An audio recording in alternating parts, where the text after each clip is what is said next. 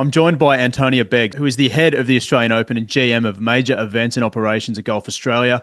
In such a special week, we're so lucky to be joined by you, Antonia. Thanks for giving us some time on the podcast.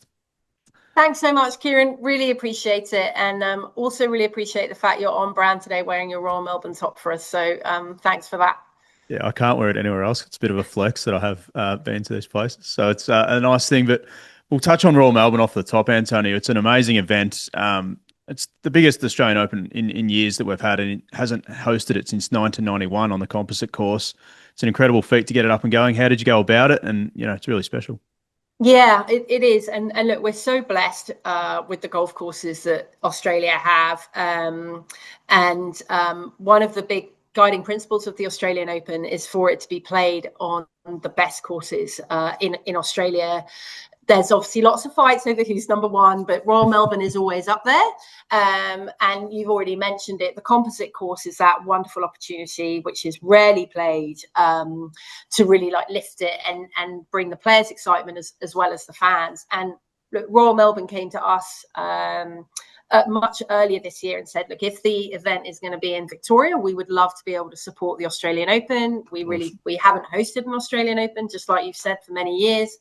And we want to give back to golf. We feel we should do that as the club that we are. And so instead of it being we want to come to your golf club, no, we're busy, or vice versa, it was a genuine, it's cheesy and overused, but it was a genuine partnership of us both wanting the same thing. And so luckily they are closing both their golf courses, merging it together, and we're playing the original composite. So not the President's Cup one, the original composite, which I think has only been played 4 times. So that's going to be really exciting. Unbelievable. There's some great memories in Aussie golf history there. Obviously, Tiger playing in the 2019 President's Cup, and Jasper Stubbs more recently winning on the old composite course in the Asia Pacific Amateur. So it's just going to create some more amazing memories. You've spent 13.5 years on the DP World Tour. You've worked across, some of the great events, including the Ryder Cup and the Open. What have you brought, I guess, to the Aussie golf landscape from those experiences, and what are you hoping to achieve over the next couple of weeks? Well, I think if you ask my colleagues, I probably brought annoyance and lots of work. But externally, I think, look, I was lucky to work on the DP World Tour for a long time. But I was really lucky to be able to work on Ryder Cups. And I started as I was the volunteer uniform coordinator in charge of the buggies, the carts, and the local resident communications. 3 very challenging jobs, which taught me well for the future. But I guess what it is if you have a vision, the lovely thing about staging golf tournaments is you're not restricted by a stadium. Now, some people find that very challenging because it's like, oh my God, where do you start? It's a greenfield site and you've got to build stuff. But in a stadium, it's kind of all done for you. And what the tour taught me is, having gone all over the world with working out where you can have events, is if you plan enough in advance and you have the right experts that you can lean on, you can create a vision that hasn't been there before. And then that people can experience or watch, or whether that's players or people watching on TV, it's the same thing. So I guess that those learned experiences of being overseas in Europe and doing Ryder Cups means that when I come here, stuff that might be, oh, that's impossible, or that can't happen, or that won't work, I can probably be the annoying person and go, well, actually, in 2011, we had the same thing. And if you do this and this, and that's the stuff that I've been enjoying annoying people with. Awesome. I can't wait for it. And I know everyone will. There's been a bit of a shift in the Aussie Open this year. Obviously, we've got the Australian Open men's, Australian Open women's separated now. People who have attended since COVID would have had both men and women on the same site. So how's that come about? How's that made your planning, I guess, in getting some of the bigger players across, which we'll touch on in a moment? Yeah, and look, one of the things that drew me to this role was the joint tournament, the men and the women. I'd worked so long on the DP World Tour, I was like, oh, I'm going to get an opportunity to work with the women's tours as well. But what rapidly became apparent is the date just did not work for the women's tour. As we know, they've literally just finished in the US, and then we would have been this week and trying to travel down, and we want to set them up for success. For them, they really care about their National Open, and we want to have the best field we possibly can at the best time. And so what that meant, the fact that it had separated, is we didn't have to have the event on 2 courses, so that we could use, say for Royal Melbourne, we could use the composite course instead of it being on the east or on the west, which I think would have made both tournaments suffer a bit, because they both deserve to be on a composite course. And then also from that flexibility of what you can do with your field not being so big. So some of the challenges that we had last year around, if it's slightly bad weather, you've still got a 2T start, you've still got 3 balls at the weekend, sort of relieving yourself from a bigger field enables you to be, and it's not just only a men's field, but compared to 2 events and all abilities, that was logistically quite challenging from a player perspective. And also from an audience perspective, watching it on TV is quite challenging. Like, who's playing where, who is it? You're watching so many different tournaments. So what that's enabled us to do is kind of really lean into the specifics of, this is one tournament for one group of stakeholders and players, and then elevate wherever possible to make it the best it can be. Amazing. This is tipped to be one of the biggest golf tournaments in Australia since 2019. In my view, in history, you know, with Rory coming out with the year that he's had. What's the vision for the course setup? Obviously, the old composite, and the overall feel for the event that you're going for. So I guess from a player perspective, and ironically, actually today, well, not ironically, but today, Jose Maria Zamora, who is the DP World Tour tournament director for the PGA Championship and for the Australian Open, he is here today over at Royal Melbourne, having a drive around with Trevor Herden, who's our tournament director on behalf of the Oz Open. And they will be having exactly that conversation of how the pins are being set up, how fast the greens will be. I think what we just want to say is we want to make it a genuine test of golf for the players that are coming. We want them to enjoy what they're doing and enjoy their craft and be tested by it. And also, Royal Melbourne doesn't have to make too much of an effort to look absolutely fantastic on broadcast. But it's just setting it up, not just from a course perspective, but all the infrastructure, the tents, the flags, the people, so that when people are watching, they're like, just what you said, wow, this is a really big golf tournament. In terms of the crowds, it's going to be amazing this year. You know, golf in Australia is booming from a grassroots level, men, women, everyone involved. What can they expect to see if they are buying their tickets? You can get tickets for practice round for $14 on the Tuesday, or, you know, you can get in there Thursday, Friday, Saturday or Sunday. What can they expect to see, and what sort of energy do you think will be around the place? Well, that's what we've really focused on. What we've seen in our ticket sales is Rory being added to the field has added a new audience. So where we would have had the advocates that come to the Australian Open each year, Royal Melbourne would also lift that. Okay, right, it's at Royal Melbourne, this is really exciting. And then you sort of add Rory and say add him into the mix. You haven't been seen in a while. It becomes the kind of the sports fan. You sort of say you've got the golf fans, then you've got the sports fan, and then you've got like the entertainment goers or the event goers. And what we're seeing is the sports fan and the event goers are coming too.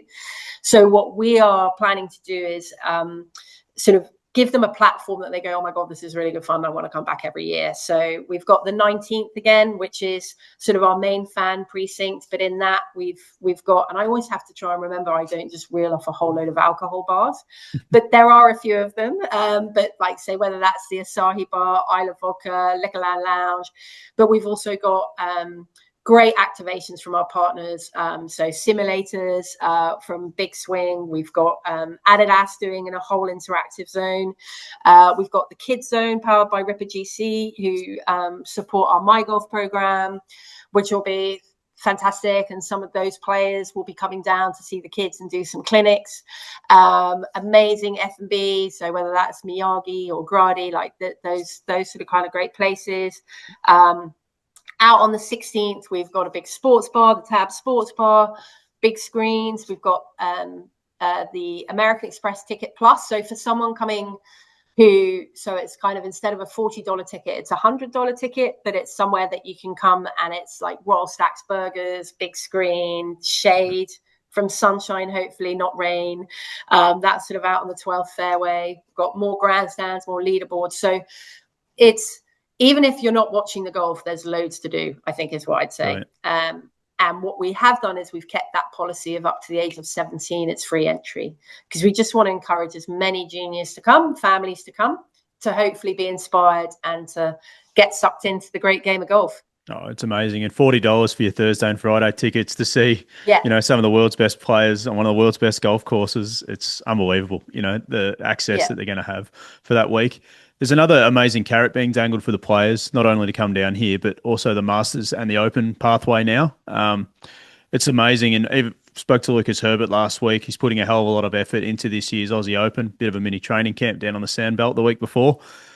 How much has that elevated the event in terms of getting other players from other tours to come over and play? Yeah, it's a really good question and very pertinent, because my first meeting this morning was with the RNA and Augusta National. So I have my best I have my best English accent on, ready to be as well behaved as I possibly could be. And look at Steve Ethan, who's the chief tournament officer of the Masters, was on the call, and he asked exactly the same question. He just said, one of the things we really care about is sort of growing the field for the Australian Open to make it the tournament that they feel that it is. And that has absolutely happened. So obviously you've got incredible Australian talent. Like this country from a sports perspective, as my kids realize when they don't get into the first teams, you guys are just really good at sport. And you see that across everything, especially golf. But what we've got is that sort of that level of DP World Tour player who are coming, they would come, and normally we'd be picking up the phone and saying, will you come, and we'll do this, and etc. They're like, we really want to play in the Australian Open. So you've got that really solid depth of field. So not a sugar hit, but more a depth of strong field who are going after those 3 Open qualifying places and the Masters. And it's also just that association with 2 unbelievable major golf tournaments. Again, I know it's boring kind of going back to it all the time, but it's that we are the shop window that week for Australian golf. It's about people being inspired, more Australians playing more golf. That association with the tournaments that they would be watching, and even seeing, the presentation or a Masters flag, the Masters trophy, Rory in his green jacket, the claret jug, it just all amplifies into getting people inspired and wanting to play. Yeah, it's amazing. And I can just tell, even on the Australian tour, the players trying to qualify, like they're really putting a lot of effort into these last few events before the Aussie majors. I know you played a huge role in getting Rory McIlroy to come out to play here. Jimmy told me that. You played a huge role in it. How's that process unfolded? He's on another level, Rory McIlroy, and I think in 10 years' time we'll look back and be like, he was the Tiger of, I guess, our generation. But how's this been, getting him across, especially with the year he's had? It's really helped. Yeah, look, if I'm honest, I will not relax until he's here and on the first tee on Thursday, genuinely, because he's had such a busy year. And I think Jimmy's being very kind. I'd say the Australian Open's brand and heritage, and Royal Melbourne is what brought Rory here, as much as I just maybe knew the number for his manager. Genuinely. And look, I've been lucky because obviously working on DP World Tour, I worked on the Irish Open for many years, and Rory was the tournament host and his foundation for 3 of the years that I was championship director. So working closely with his team around actually stuff outside of golf and the impact that he can have, which was phenomenal. And when I got this job, I messaged Sean. I was like, oh, guess what? I'm going to be hopefully heading up the Australian Open. Any chance? Because Rory's always talking about it. And then when I think it was last year at the Masters, he was in his presser and he said, there are some great tournaments like the Australian Open. And obviously our WhatsApp was going, oh my God, he's talking about the Australian Open. And then Paul McGinley later on, and I worked very closely with Paul because obviously he was Ryder Cup captain when I was involved in the Ryder Cup. And he's going, things like the Australian Open. And then suddenly, chairman of Augusta is going the Australian Open. We're going, this is just, and then Joaquin Neiman gets an invite. And so all of that, I'd love to take the credit for. Nothing to do with any of us. It's if it's true, it happens. If it's authentic. And then when I'd messaged Sean, he said, well, you know what, the dates could work. And where's it going to be next year? I was like, Kingston Heath. He's like, oh, Rory really wants to play Kingston Heath. And I'd love to say it was really hard and they were really mean, but if the player wants to do it, it normally happens. I think the thing that was probably the most tense was we were having the conversations, and then it was Masters Week, and obviously you respect Masters Week as you're not going to sort of going, are you playing in the Australian Open? You know, like it's a massive week, and then he won, which was incredible. My husband's Irish, like we've grown up watching him, and just so unbelievably happy for him. And then trying to get back in touch with his manager, saying, "Is it still happening? Are you still coming?" So that was a really scary 4 days, but then they replied, so that was all good. But fingers crossed, he gets it safely and is there on the first tee. Yeah, we'll make sure of it. It's a massive operation that you're running here at the Aussie Open, and this one's going to be so much fun. What's the most complex part in your role? Can you take us inside what's been the hardest thing for you, I guess, in the lead up to now? Well, flippantly, people asking me for tickets. So I just sort of put them in a folder. No, I think, look, what I will really say, and I hope this gets captured, is I'm talking about it, but my goodness, there are so many people working really hard on it. And that is genuine. Like, I'm sitting in a nice office. I'm about to make my cup of tea, but on Cheltenham Road right now is a bank of temporary toilets that are trying to get in a driveway to be placed around a beautiful golf course without disturbing anything for the members. I think the most complex thing is actually my team and ensuring that they can be the best they can be. Because without people around you working with you to deliver something, one, it's not much fun, and two, it doesn't happen. So it's making sure that they're okay, because they haven't done a tournament this size. And they are brilliant at what they do. So my job is to buy them lollies and Heroes chocolates and celebrations and keep them going. Yeah. And when do you guys exactly get to enjoy the work that you've put together and, you know, executing the event? Monday, the 8th of December. So I think I do always say to everyone, take the chance. It's normally, funnily enough, after tee off on Thursday morning, because as you would know, the beginning of the week is pro-ams, gala dinner, pressers, just a lot of, and you talk about the complexities, partners, stakeholder relationships, all of that. It's, again, dealing with humans is the most challenging, whether that's players, media. When all of that has died down and the cameras are rolling and the players are doing their thing, then we can kind of go, okay. And then really it's like, are the fans having a good time? Have they got here? Have they found somewhere to park? So that then keeps you going. So genuinely, it's not until everyone's left on the Sunday evening and you're sitting there with a glass of, from one of the many outlets in the 19th with your team and go, okay. But yeah, nice. We'll enjoy it till then. It's going to be amazing. You can still get tickets. Go on to tickettech.com.au. We'll put the link in the bio to this podcast. Antonia, thanks for joining us. Do you have any final messages to the fans who may be listening and wanting to get along? Well, I just say is sometimes you think, I'm not sure if I can be bothered or blah, blah, blah. Like this is a bit of a moment in time when the stars have all aligned and there is nothing quite like being there. And we only ever regret the things we don't do. So what I would say is come along, savor it, enjoy it. And hope you have a great time. Awesome. Well, Antonia Beggs, thanks so much for joining us on the Teed Up podcast and looking forward to seeing you out there in a couple of weeks. Thanks a lot. Appreciate it.